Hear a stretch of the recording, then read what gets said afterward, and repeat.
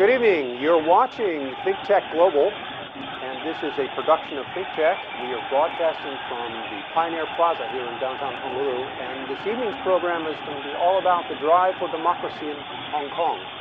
And to help us with this discussion, we have a returning Hawaii resident who's also a resident of Hong Kong, Elizabeth Chan. And Elizabeth is a lawyer by profession, and she was there during these protests and will be able to provide us with a lot more insight than what you have picked up in the media or what you may have learned just by talking with people on the streets.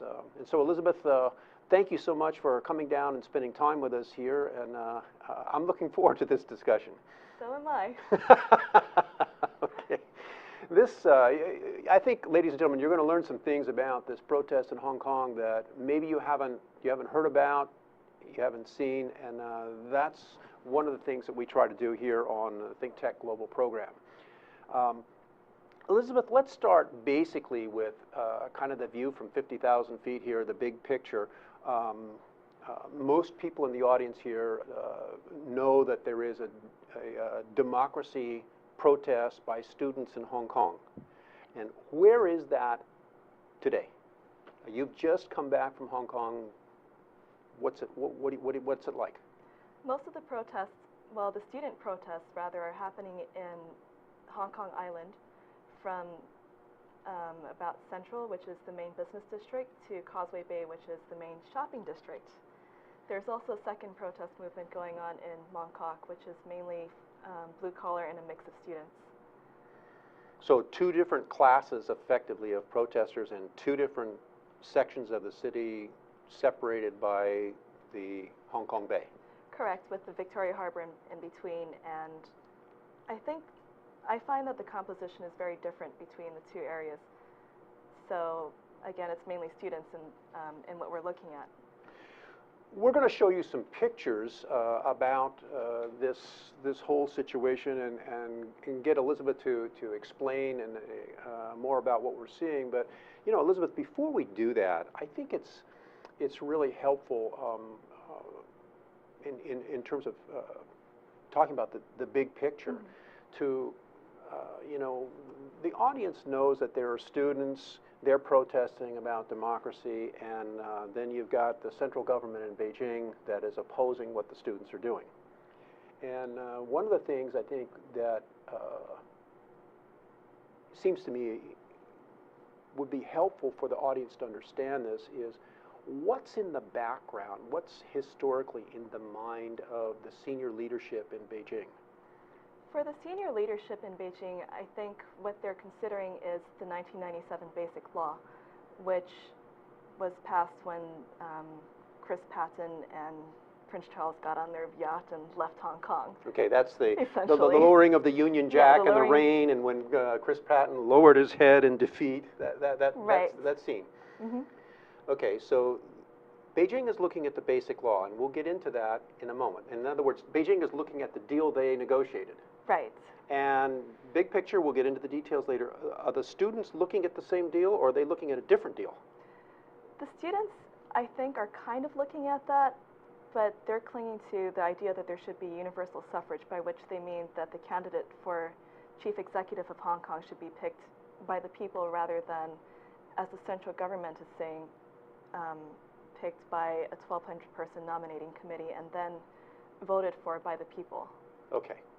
And we'll get down in the weeds a little bit with that, mm-hmm. because it's an important distinction between what the students want and the Basic Law of Hong Kong that was negotiated prior to the 1997 handover by the UK and the central government in Beijing.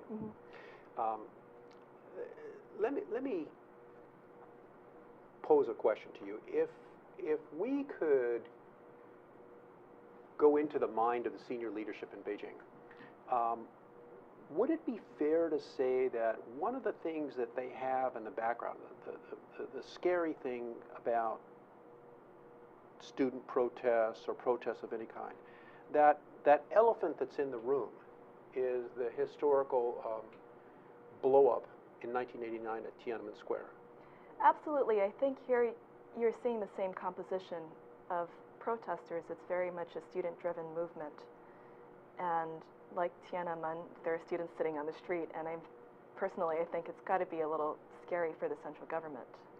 Okay, so let me talk to our producer for a second here, ladies and gentlemen. And Madam Producer, if you would have video number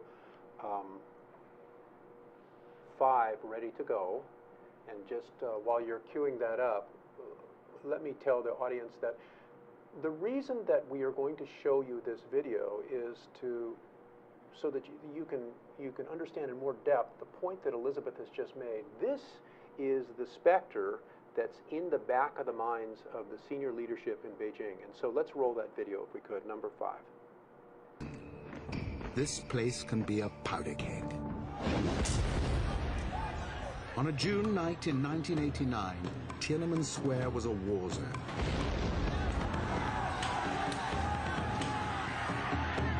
The People's Liberation Army fought its way into Beijing from 4 directions, with orders to converge on the square.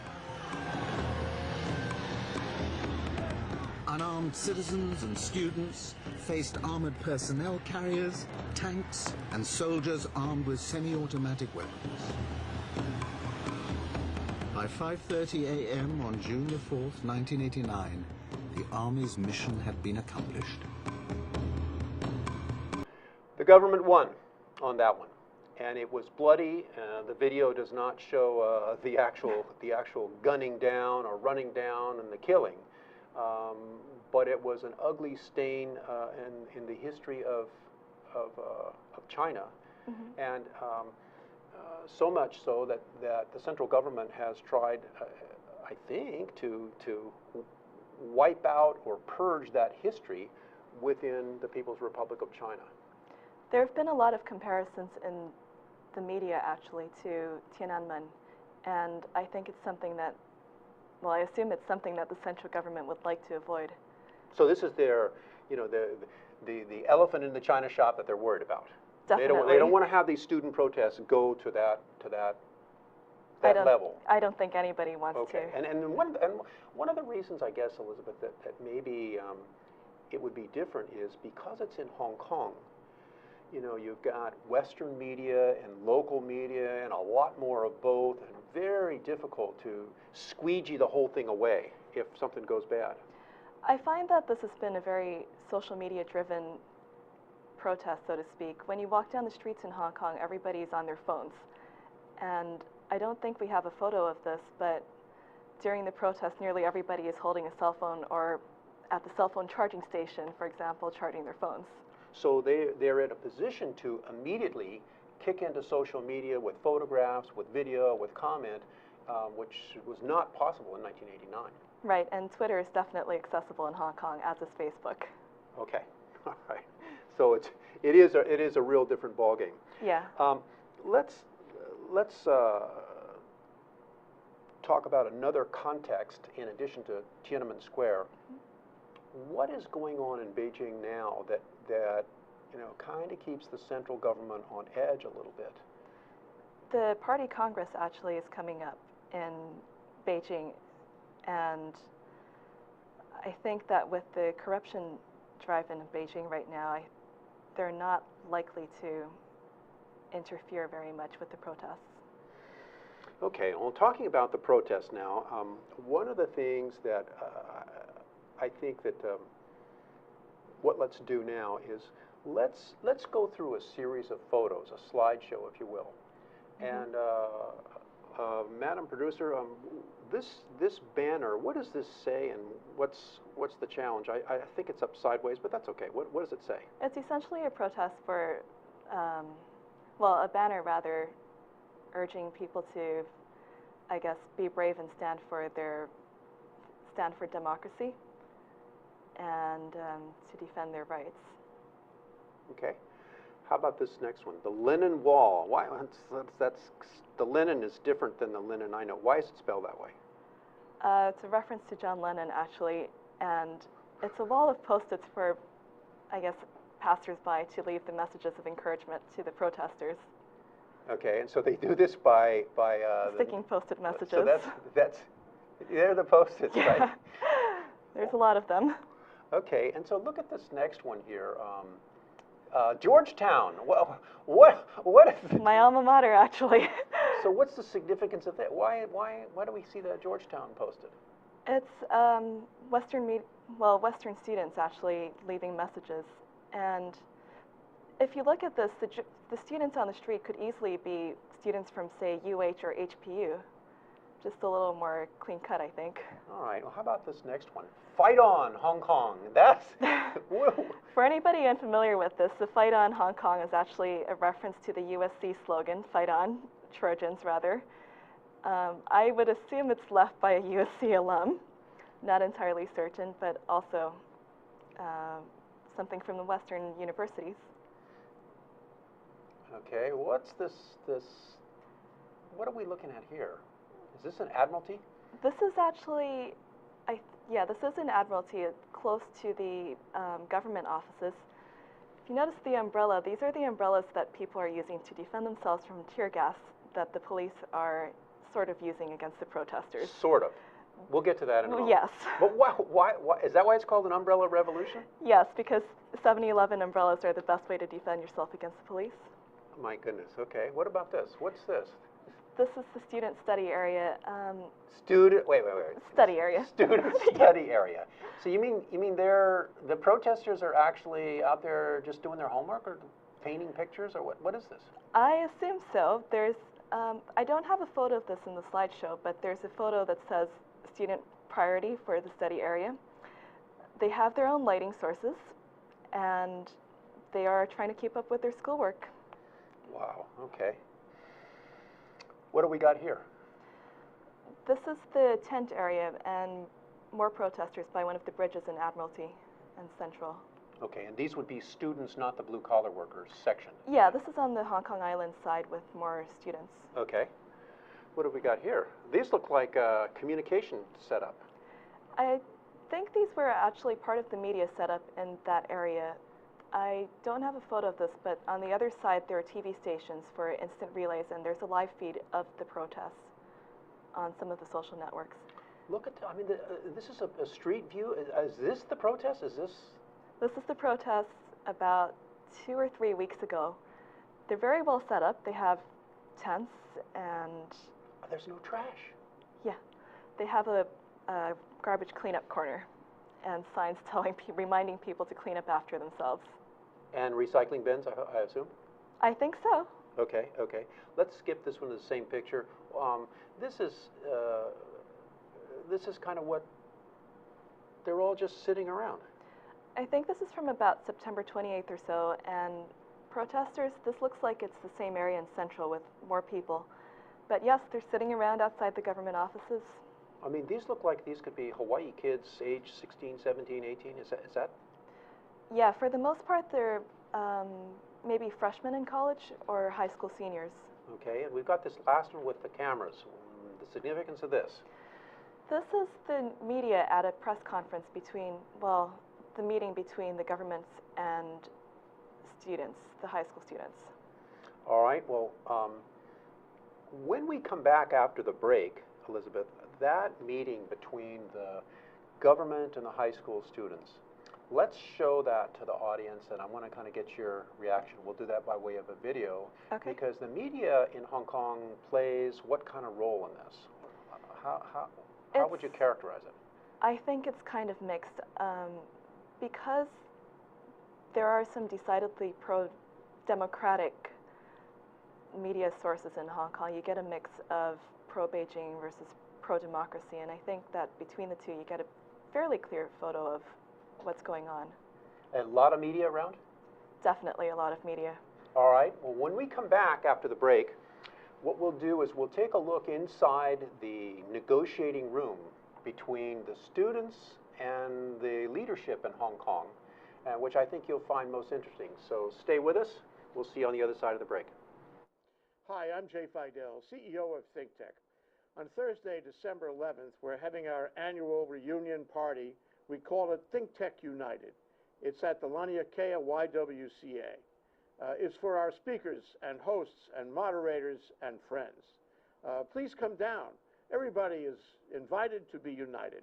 We'll see you there. Check our website for details. Aloha.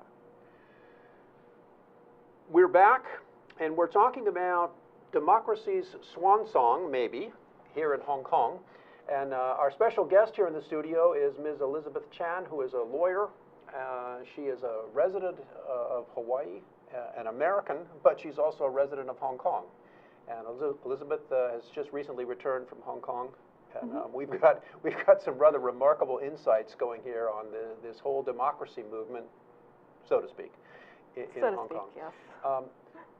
Before we get inside the negotiating room, I just wanted to ask you, ladies and gentlemen, if you just joined us, what happened in the program was that Elizabeth was showing us a series of pictures that she took during the whole protest there in both Admiralty and I guess your pictures are all from Admiralty, right? My pictures are all from Admiralty. I didn't have a chance to go to the protest area in Mongkok, although I was at the Causeway Bay area as well.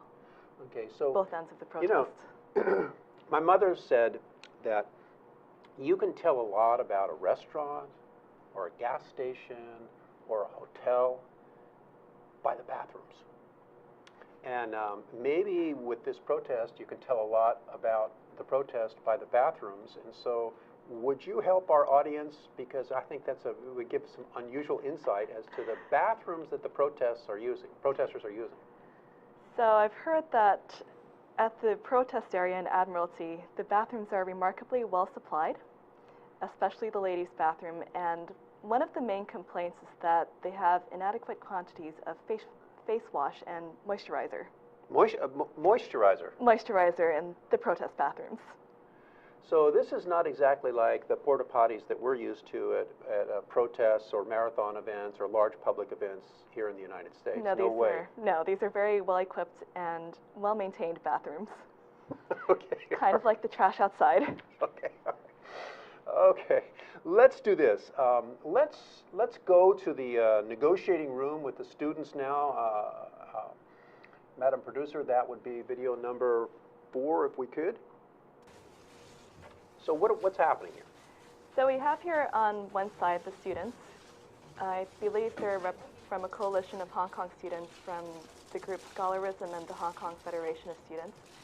And on the other side in the suits, you have representatives of the Hong Kong government. And I think the lady in the middle on the other side is Carrie Lam, who is the number 2 person in the Hong Kong government. So, ladies and gentlemen, if you noticed as I did at the back of this room, I just had a few representatives of the media crammed in there. Just a few. And this is one of the challenges I think that Beijing has, is that, and this is the point that you made earlier, that the media coverage of this is intense. The media is definitely present, and it's not just local Hong Kong media, but also Western media as well. These are young kids. They're clean cut.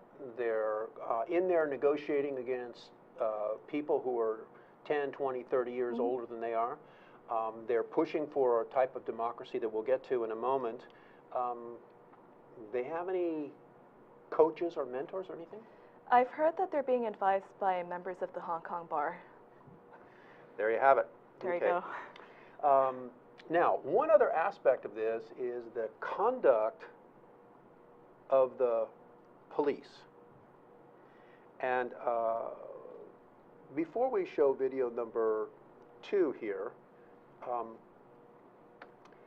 Elizabeth, what's your observation about the police in Hong Kong? I think that the police in Hong Kong, in general, tend to be almost more polite in some ways.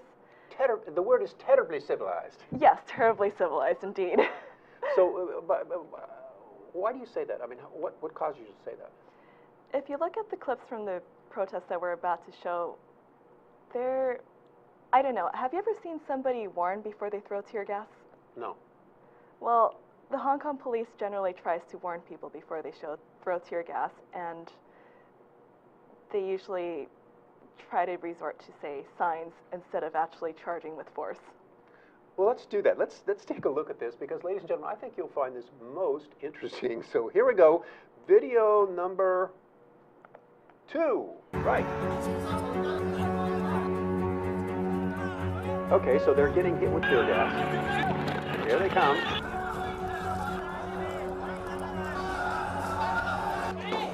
Forgot the umbrellas there.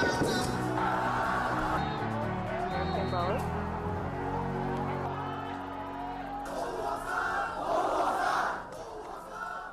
I don't know, that was kind of surreal, cell phones the whole too, actually. experience.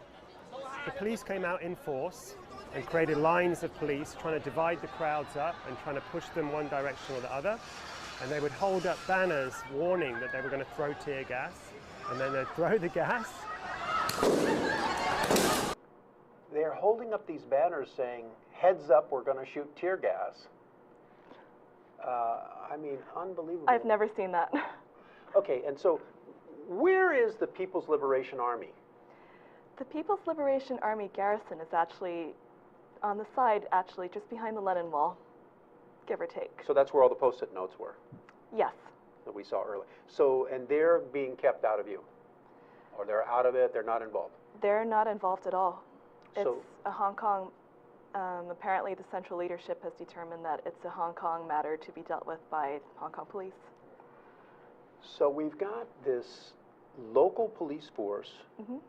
very civilized, very respectful, and it looks to me, I mean, in the videos that we've seen in the show so far and in our conversation, that the Hong Kong police have been very respectful and very careful with the protesters, and the protesters are responding with conduct that's also terribly civilized with their moisturizer and face cream in the bathrooms. For the most part, it's been a very civilized protest. Students are keeping up with their schoolwork. But I think it is also a little different in Mongkok, where most of the more active protests have been happening. Let's go, Elizabeth, now to the issue of democracy. So Okay. we talked about this in the beginning of the show, that Beijing has got the basic law, 1997, and it says, for our audience, basically what? Essentially, it institutes the one country, two systems policy, where Hong Kong is represented by Beijing on matters of international affairs, but that Hong Kong preserves its own more or less democratic system with a capitalist economy. Okay, and so what's the democracy voting rights that were given to the people of Hong Kong as a result of the negotiations between the UK and Beijing for that basic law? What do they get to do by way of voting? By way of voting, the first chief executive was picked by Beijing, sort of similar to the royal governors. So zero. Zero initially. Okay. But recently, Beijing changed the voting rules for the 2017 elections in Hong Kong, where the chief executive would be nominated, or, well, a few people who are candidates for the chief executive position would be nominated by a 1,200-person nominating committee. And 1,200-person nominating committee. 1,200 people, Okay, yes. okay, all right. I think that Beijing has it divided into different sectors of the economy. So, for example, businessmen, entertainers, Okay. regular blue-collar workers. And this nominating committee, they're all from Beijing and Shanghai? No, they're all Hong Kong. All Hong Kong. As far as I understand, yeah. And so, I guess what I don't understand is, are the students upset that there's some reneging on the part of Beijing from the 1997 Basic Law, the deal that they negotiated with the British? Is there reneging there at all? I don't think so. The Basic Law, well, the Beijing White Paper on the Basic Laws states that Beijing is very much committed to promoting democratic elections in Hong Kong, which they interpret as allowing people to vote for chief executives that they have pre-screened, essentially. What the students want, or what they seem to want from their protests Now, is... hold 1 second. Okay. What the students want, ladies and gentlemen, is very important because, and so I want you to listen very carefully to Elizabeth's answer coming up, because what they want may be different than the law and the deal that was originally negotiated. Fair statement? Fair statement, I think. Okay, so what do they want? So what the students want is completely open elections where the general population of Hong Kong picks the chief executive, and there's no pre-screening of candidates, so to speak. So anybody on a street corner can suddenly decide, I'm going to run for chief executive, and everybody in Hong Kong can vote for that person or whoever they choose. So, I mean, I know this is outside of the presentation of this whole issue in the normal media. What you're saying is that the students are effectively attempting to renegotiate the basic law that was enacted in 1997. Yes? Seems like it. They're trying to bend it quite a bit. Yes, it's a very liberal interpretation of the terms of the basic law. So how is this going to go down in Beijing? Personally, I don't think they'll reach any sort of compromise. I think that Beijing may not be open to compromise because they're holding to the basic law, whereas the students want something that Beijing is unwilling to give. Sounds like a perfect formula for a stalemate. And a month later, the students are still sitting outside the government headquarters. Definitely a stalemate. Let's go to a slightly different topic here for a moment. What do you see as let me ask the question this way. Do you think if you were on the Politburo, you've got a party congress coming up, you're here in Beijing, are you scared or troubled by this protest going on in Beijing? Are you worried about it? I think it's on the minds of the Politburo. Because of Tiananmen Square? Because of Tiananmen Square. But I think also that we're dealing with a different composition of protesters as well. And as you've said earlier, it's a terribly civilized protest. Who are these kids? These are mostly high school students, high school seniors. Mm-hmm. High school seniors? High school seniors, university students, especially university freshmen. So we're dealing with very young students here. And what is their real complaint other than democracy?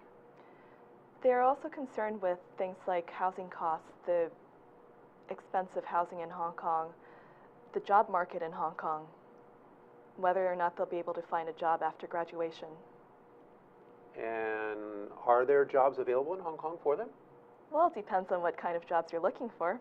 There's a shortage of dishwashers, for example.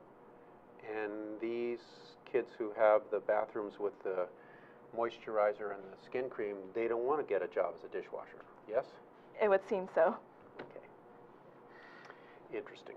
But Fair. really, what restaurant cook hasn't started out washing dishes at some point or another? Sure.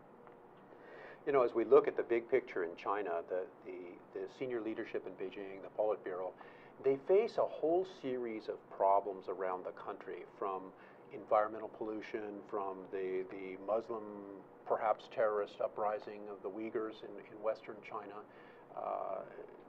business slowdown, real estate bubble, lots of loans, overextended banking system, trying to change the business model from an export-driven economy to a consumption-driven economy, had all these problems. And then you have this spark of unrest in Hong Kong.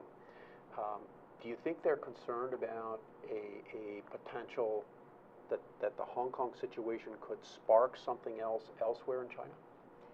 I think it's a concern for the Politburo as part of the big picture. I don't know how much of an effect it will have, but so far I understand they've been very effective at controlling social media and information about Hong Kong within China. We'll come back to this point, Elizabeth, about the possibility of Hong Kong sparking something else in terms of widening a crack that already exists in the People's Republic of China when we come back after the break. Ladies and gentlemen, stay with us. You're watching Democracy's Swan Song, Hong Kong, with Elizabeth Chan, and we'll see you on the other side of the break. Aloha, this is Martin Despang, co-host of the Urban Transcendence Show by Alejandra Yamashita and Martin Despang. And me being an architect and an educator in architecture, I'm really interested in that we make our urban environment here in downtown Honolulu as exciting, invigorating, and challengingly beautiful as our wonderful paradise natural environment. I'm going to bring in guests, we're going to bring in guests from a diversity of areas that help us to learn how we can achieve that goal that shouldn't be that hard to reach. So we look very much forward to see you then. Thank you.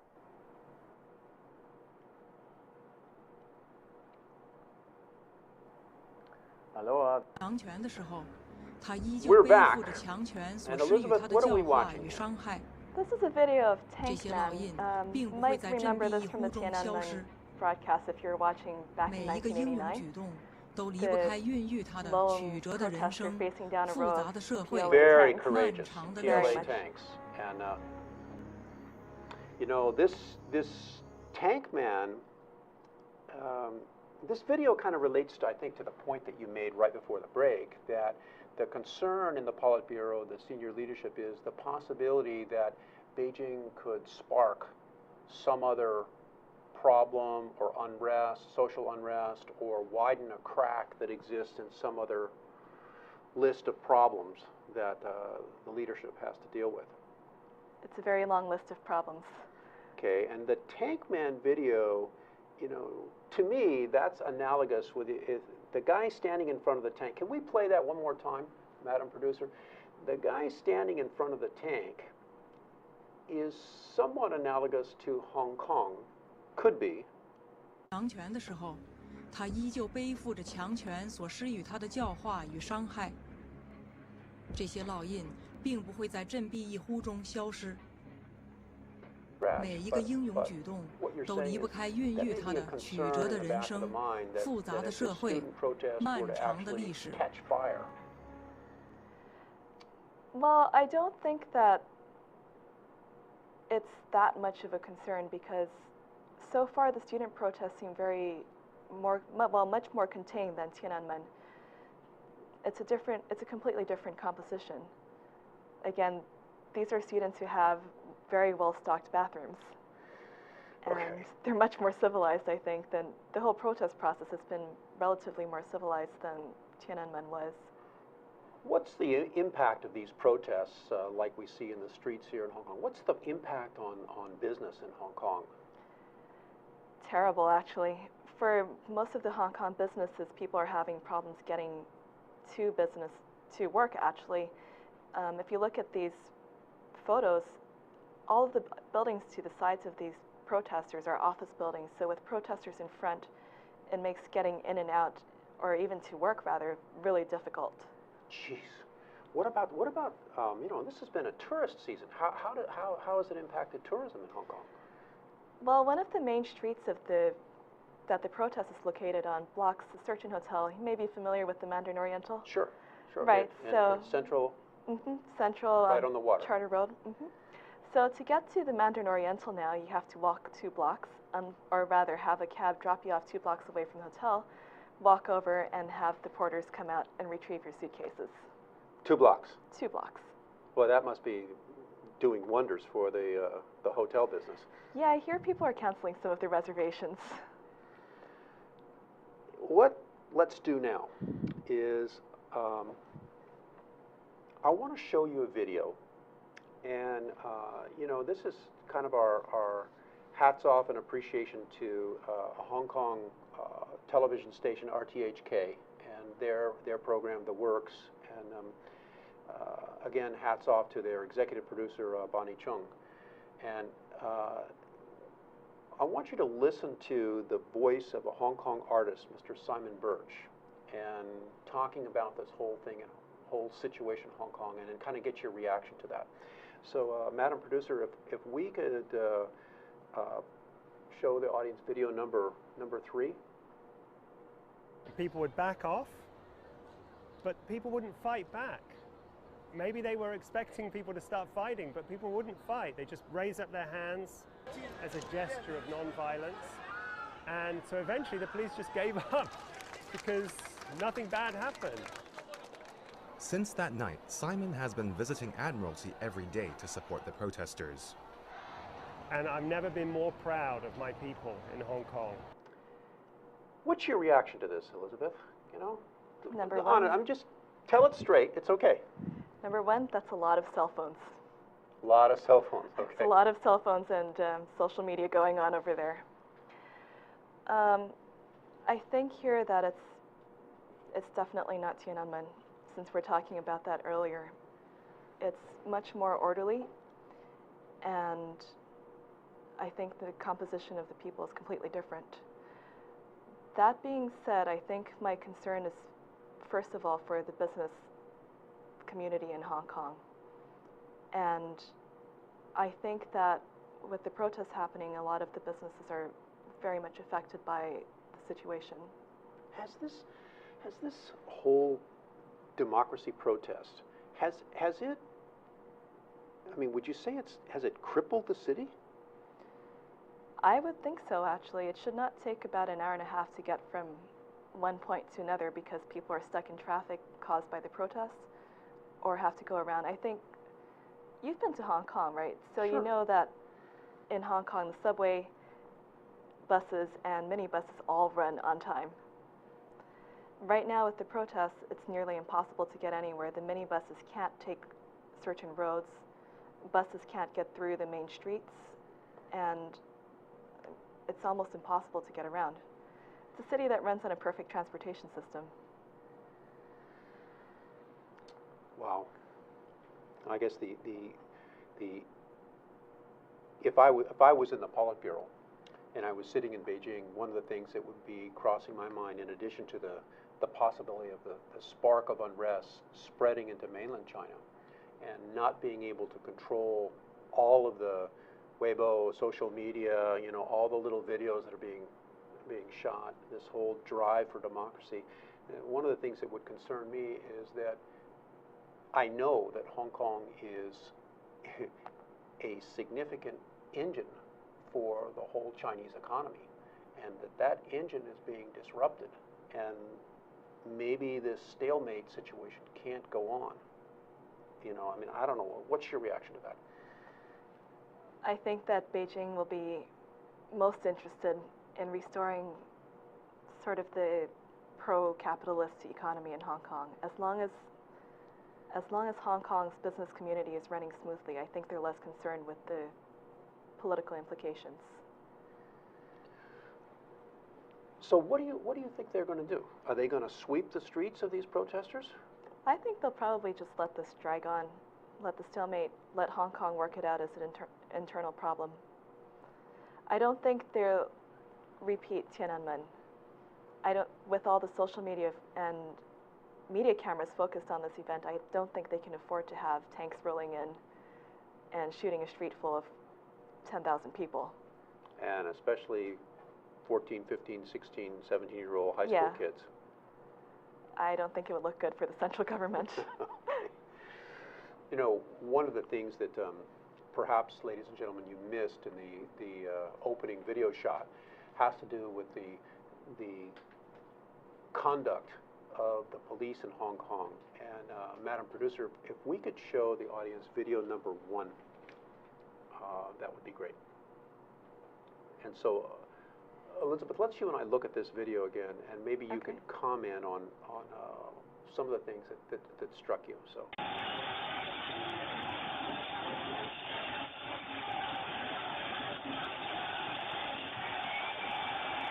Tasers or anything dangerous. They're actually banners warning protesters to stop charging or the police will use force. And second, these police are not exactly being forceful. If you look at how many protesters there are and how many police there are, that's easily about, 9,000-10,000 people and maybe about 40 policemen. So the police are really overwhelmed in terms of numbers. So Hong Kong has not put out a big show of force to rough up or sweep aside these students. No, I think when the Hong Kong police was trying to clear out the Mong Kok streets, they sent maybe about 2,000 police in, and this was something horrible because there are 2,000 policemen going through. But 2,000 police up against? Maybe about 10,000 protesters. Definitely outnumbered, and they weren't driving tanks down the street. You know, this looks a lot different than Ferguson, is it Missouri or Mississippi?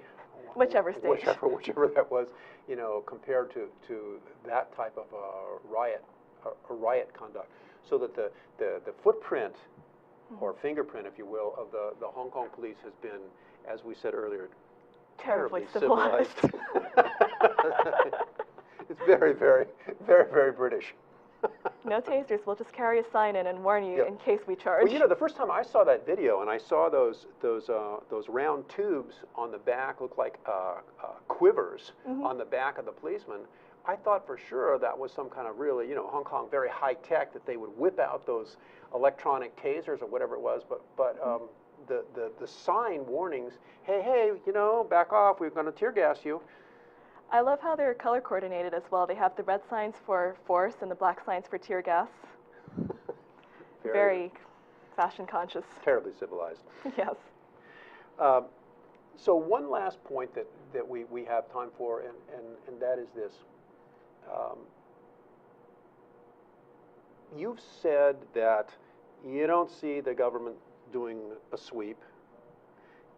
We've got a disruption of the whole business operations in Hong Kong, and I think that it would be good to end on the point of, you know, we've got a negotiation going on between effectively Beijing through the central government in Hong Kong and these students.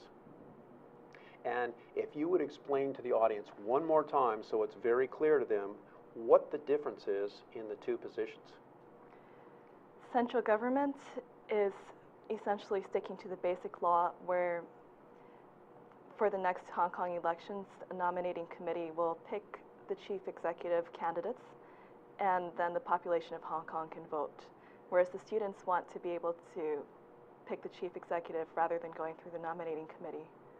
But I will point out, though, as a fellow lawyer, you'll appreciate this one, there is also the court system in these negotiations, and the courts are actually stepping in to issue injunctions against the protesters for violating the Hong Kong unruly protest law.